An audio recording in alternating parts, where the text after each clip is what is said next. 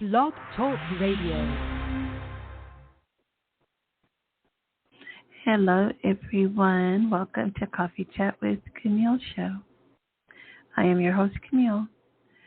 Today, we have Olivia Frances, possibly.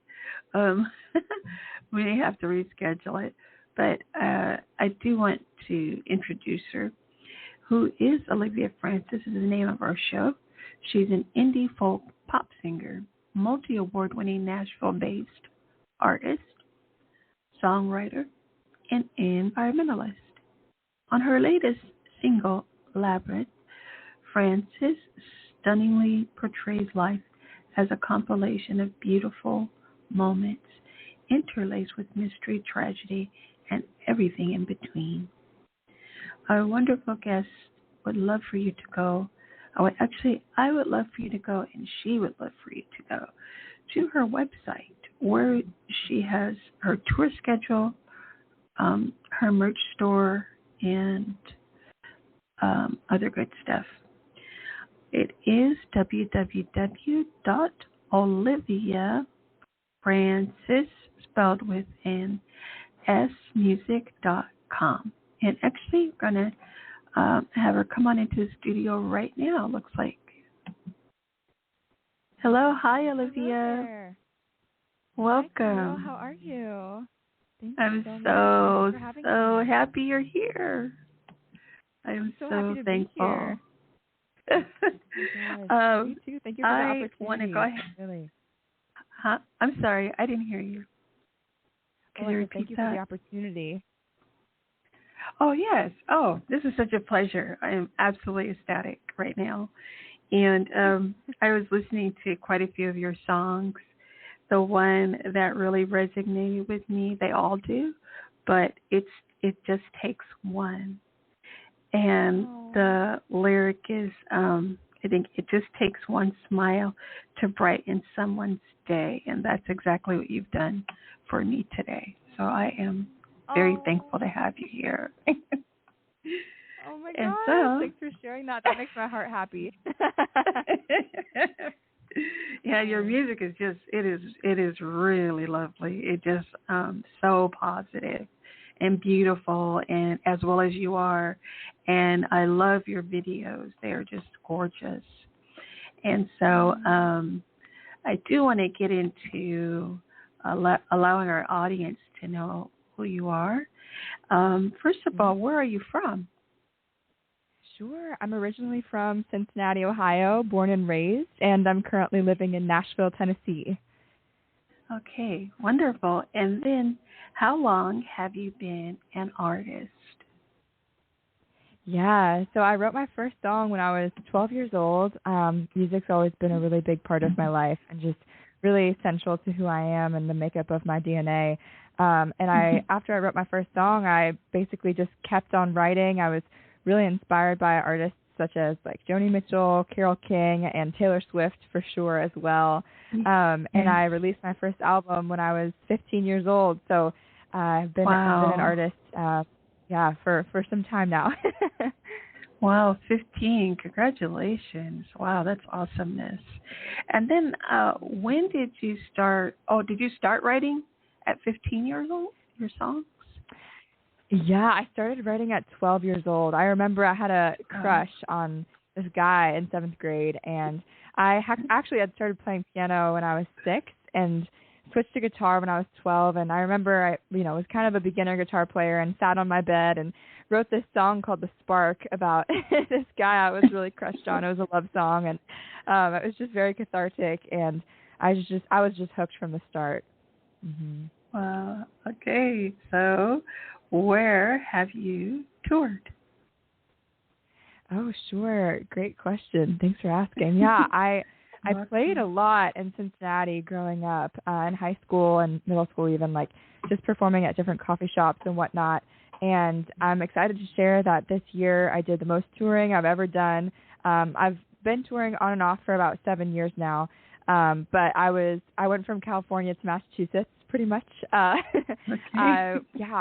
was just really performing at all kinds of venues like small bars and farmers markets, restaurants, coffee shops, music festivals. I'd say a highlight was definitely going out to Cheyenne, Wyoming. I got the chance to do that and perform at Cheyenne Frontier Days, which is the world's largest rodeo, which was pretty amazing. I don't know too much about rodeos, but it was actually my second time I was able to go out there, and it's just such beautiful country over there in Wyoming. Wow. And then what's the most rewarding part of being a musician? Ooh, yes. I would say my favorite part is really connecting with those around me, and it's just so amazing when I perform live and, just really just sensing connections with people and having folks come up to me after the show and say, like, hey, I really related to that song you were singing about, your grandfather on wind chimes, like when, my whoever passed away, like that really just connects with me on a deep level. Like that's just the most rewarding thing to know that we all are so similar in so many ways, and we have a lot of shared experiences, and to have that through music is really special. Yes, and then thank you. And then what and who are your greatest inspiration? Ooh, yes. Wow, I would say for me it's Casey Musgraves. I'm a huge fan of hers. I also listen to Bon Iver a lot. He's more of like an indie artist. And, I mean, Carole King and Joni Mitchell are still definitely up there for me. They're just, so amazing, amazingly powerful, hardworking women I look up to and admire. So it's kind of a range. I listen to so much music, all different genres. I'm always seeking inspiration really everywhere. It's funny because, Spotify did that rap, where they kind of show you like who your favorite artists are and like top genres. I think this year I listened to a lot of Kelsey Ballerini, the country artist. She has a new album out that I've loved. And my top genre for Spotify this year was classical music. I do listen to a lot of classical. Okay. Yeah. Classical. Very cool. And then who's your favorite classical artist? Oof. I would have to say Claude Debussy. He is, his music is so gorgeous. And I listened to that I'm going to say it wrong, which is going to be embarrassing, but that song's called like Sweet Bourguignon or something. And it's so pretty. I listened to it so much, and I got to, I'll have to look up how to actually pronounce it. But I listened to the Calming Classical. Yeah, the Calming Classical playlist on Spotify is definitely a go-to for me. Wonderful. And then how has Crohn's impacted your music career? Yeah, for sure. Yeah, and thanks for, asking about that. I was diagnosed with Crohn's disease in July of 2020, and I think at the time it definitely was, a shock, and struggled with like digestive stomach issues for a while. It was really hard, to like not know what was going on. But then I got this colonoscopy, and then it was, they found that it was Crohn's disease, and living with an autoimmune disease and also chronic illness definitely puts things into perspective. Like some things are harder than they are for folks without chronic illness. And it just took me a while to kind of wrap my head around like creating a lifestyle that's gonna be better for me with that. So for example, after I was diagnosed, I went gluten-free and mostly dairy-free as well to limit inflammation in my body. And that's been really great and super helpful. I also do take like a medication for my Crohn's, and definitely try to work out because fatigue is a symptom that I deal with. And I kind of, who I am is somebody who I love to fill my schedule up and like be really busy, and I just always see the glass, half full, and always seeing opportunities, especially here in Nashville. It's kind of endless. Like I could, meet this songwriter friend for coffee, and then like go to this friend's concert, and then another friend's concert the same night, because there's always like 100 things going on. So just trying to be more aware of like my scheduling and my rest, and meditation is huge for me. I meditate every morning, and that is really a great way for me to kind of realign and center myself each day. So it's taken me some time to kind of figure out like what's all in my toolbox to get me through with Crohn's. And I'm in remission right now. I was in July of 2021, I did another colonoscopy, and then they saw that I didn't have any ulcers on my colon, so I'm in remission. But sometimes I'll be more tired than others, or I'll have like times where my stomach gets really upset and whatnot. So it's really been a big learning for me. Lots to learn. Mm-hmm. Wow, yes.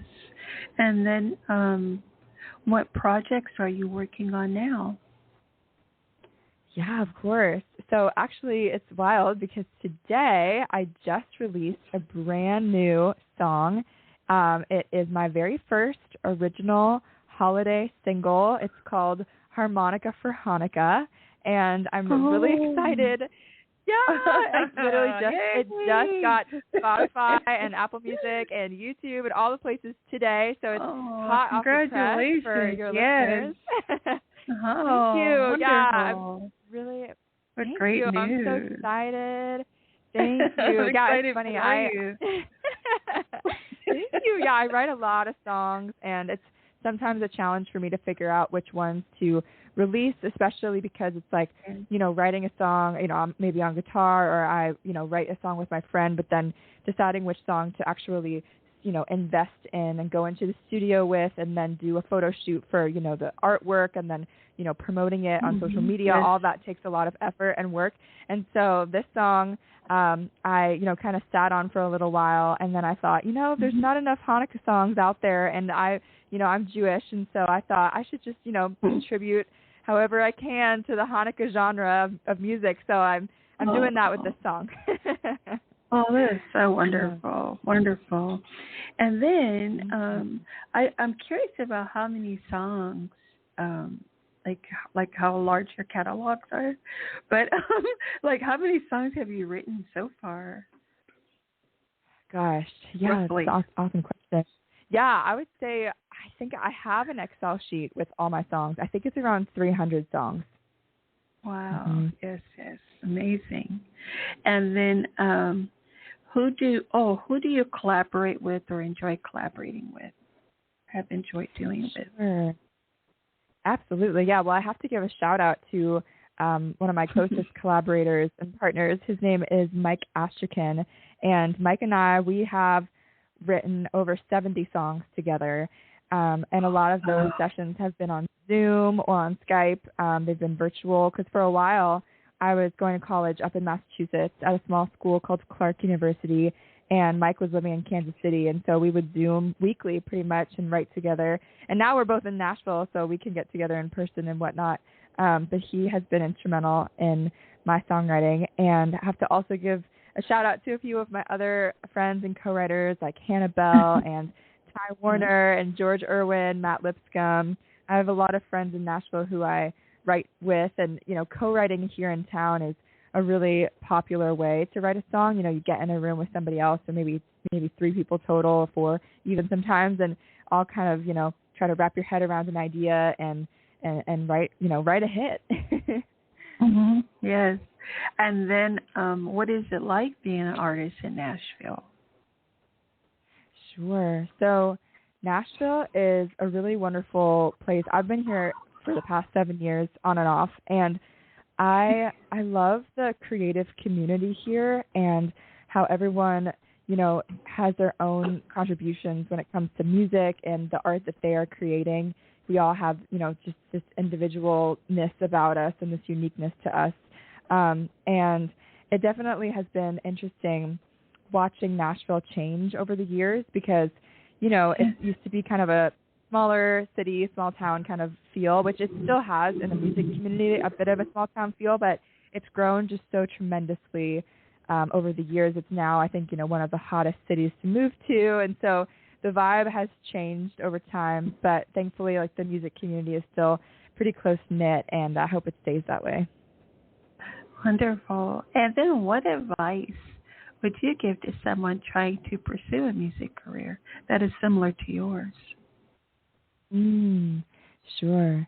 Yeah, I would say to them to definitely, write as much as you can, write, new songs and just get better at your craft. I used to print out lyrics to hit songs, and I would highlight the rhyme scheme, and I would sort of look at the images that they're using and just the structure of the song, I would kind of study like the lyrics on paper. I think that definitely helps you be a better writer.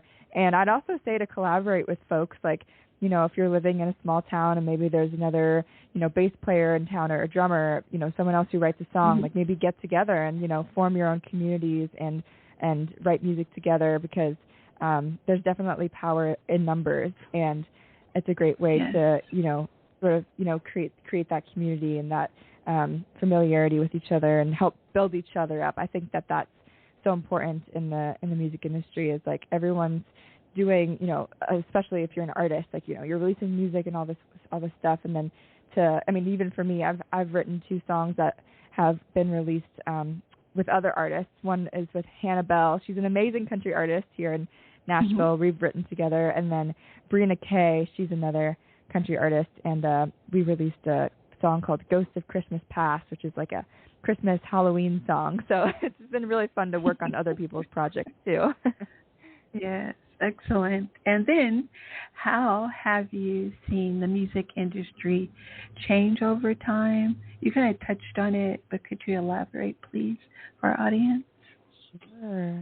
Absolutely, yes. So I would say, you know, it used to be way back when, like Reverb Nation was the website that all of the artists were on, and that was like how you discover music. And it's just been interesting to watch the discovery of music that changed so much with Spotify, Apple Music, and now, of course, TikTok is the biggest way, most popular way people find music.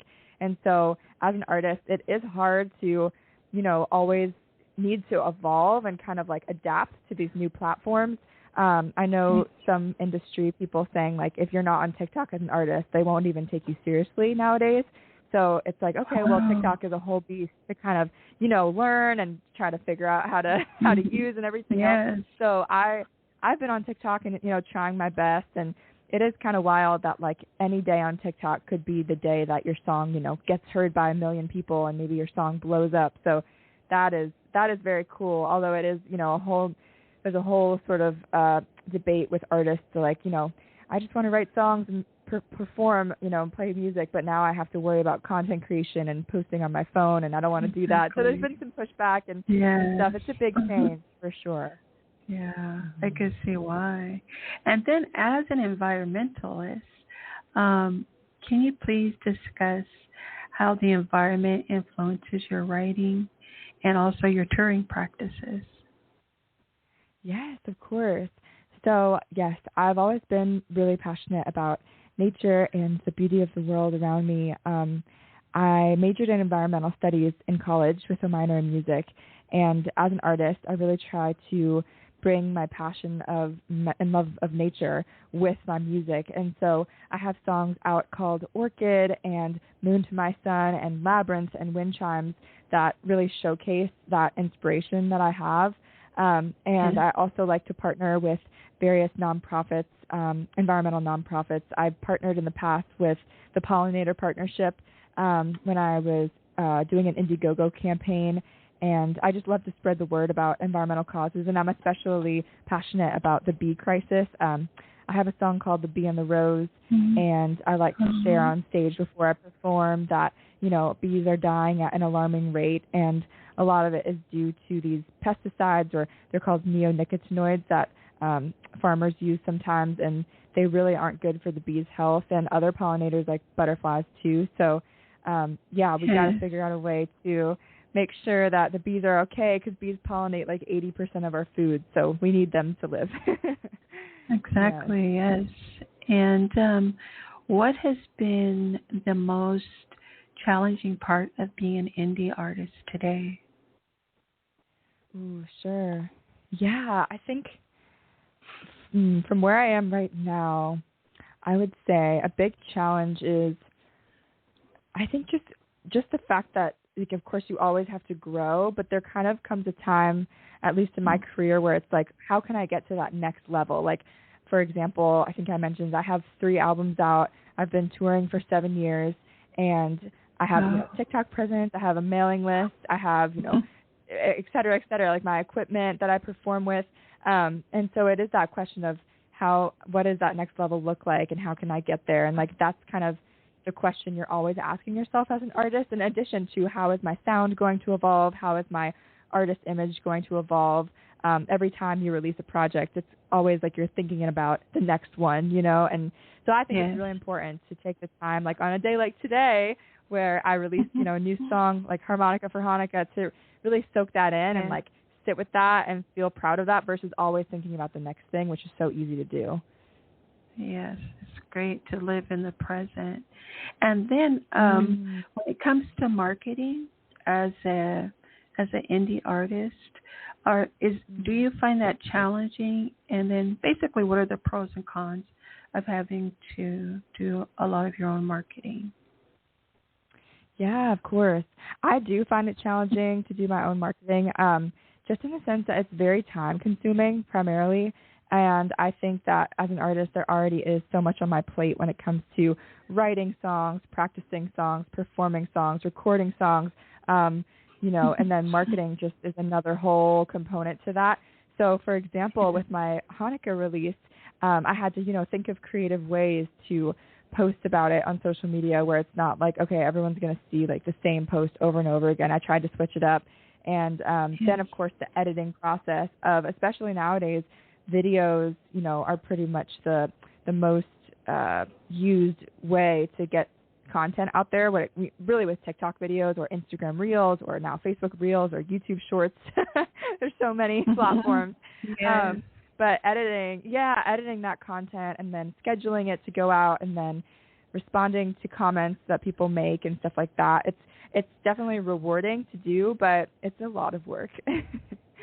Yeah, I bet. It sounds like it, yes. And when did you release your first album? Sure. I released my first album in April of 2013, which is crazy. That'll be 10 years. That's so crazy. Oh, my gosh. I can't even believe it. Wait, I'm just realizing it. Wow. Yeah, my parents were so supportive. They've always been so supportive and gracious, and they drove me down Cincinnati to Nashville. It's about a 4.5-hour drive. Yeah, and so we'd come down and I recorded my first album here in town, Nashville, and I'm hoping that in 2023 I'll be releasing an EP or perhaps an album to kind of put some of the songs I've recently released onto, and in addition to new songs. So I'm always scheming and thinking about new projects. But yes, that's the first album I released was in 2013. 2013, yes. And then just for our audience, where can they, or just a suggestion as to where they can, if they want to become a musician, where would you suggest they start? Ooh, yeah, awesome question. So I would say the Nashville Songwriters Association International, or NSAI for short, is a really great organization. Their website is Nashville-Songwriters.com, and through that organization, they have all kinds of like songwriting lesson nights and feedback nights and things like that. And I learned so much from that organization. They have book recommendations and just a ton of resources to specifically songwriters who are just starting out, like with whatever genre you might be in. So that's a great place. And I would say that there's a book by the author. His name is Ralph Murphy. I think it's called like the Songwriter Success Book or something like that. And anyway, that when I first started writing was kind of like my go-to book as far as, you know, just different songwriting prompts and methods and how to write music. That was a really helpful book by Ralph Murphy. Mm-hmm. Wonderful. Thank you for those resources. And then my last question is, what is your favorite coffee or hot beverage? Ooh, fun. My favorite. Wow. I love hot beverages. I think as a singer, it's just part of like my routine to have warm beverages for my throat, especially before I perform. I have to say my go-to is probably throat coat tea, which I love to use. I love to drink that before I go into the studio or before I have a show. It just really like opens up my throat and it tastes really good too. So have you ever tried throat coat tea? I have. It's wonderful. Yeah. Yes. And I have because some time ago I used to sing a little bit, and I wasn't that good. But my music teacher, that's what he suggested, was the throat coat tea, and then I had to do all of these exercises, like warm up exercises with my mouth and scaling and all this good stuff. But yes, I have actually. Yes. Thank nice. you so much. Of Thank you course. so much, Absolutely. Olivia, for gracing our studio with your presence and for all of your sharing, and also congratulations on releasing your first holiday album. That is just you're just amazing. My very first musician, singer-songwriter, award winner, environmentalist, everything. So I am just thrilled to have you. You're very welcome. And I wanted to say yay back to you. So I just want to say yay. Thank you so very much. And hopefully I'll be able to have you back, okay, season 3 or 4. Absolutely. And I'd love to have you again. But thank you for being here. Yeah. And Thank you. And for folks who want to learn welcome. more of my website, OliviaFrances.com that's right. I is apologize. where you can learn more about me. Oh, you're fine. No problem. Yeah, just yes, I mentioned it in the intro. Oh, perfect. Okay, oh, great. wonderful. Sorry, Yes, I did. Thank you so much. I did mention it. OliviaFrancesMusic.com, and also I put it in the description for our listeners. Okay. So thank you, Olivia, and bye for now. Have a great one. Thanks, Camille. Take care. Goodbye. You're welcome. Same to you. Bye-bye. Thank you.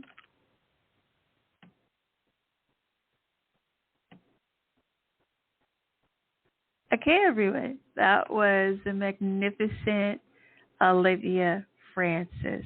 I am on cloud 3000 after that wonderful time speaking to a very outstandingly amazing musician.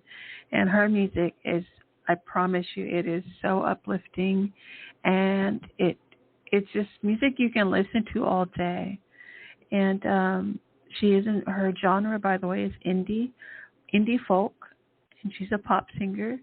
And as you can hear, she does her music out of Nashville right now. That is a big musician hub and songwriting hub, if you want to say that as well. But if you have a chance, please go on YouTube and look and listen to her videos.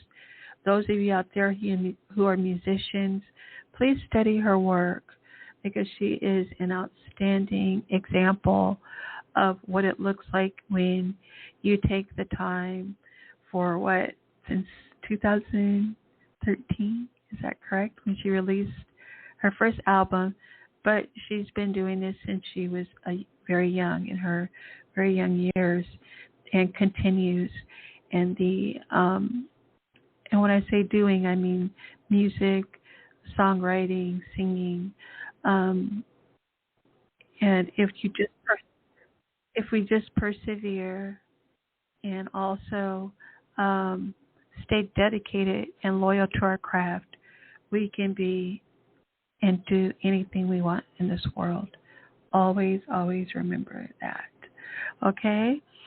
So I want to end it with It Just Takes One. This is the name of one of her songs. It just takes one smile to brighten someone's day. Okay?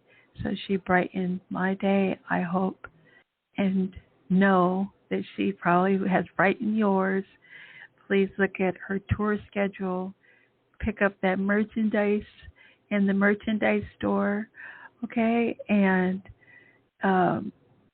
always wish everyone, in spite of how low they go or how successful they are. I don't really want to say low, but, just starting out and trying to get things in order sometimes takes a minute, especially as a creative.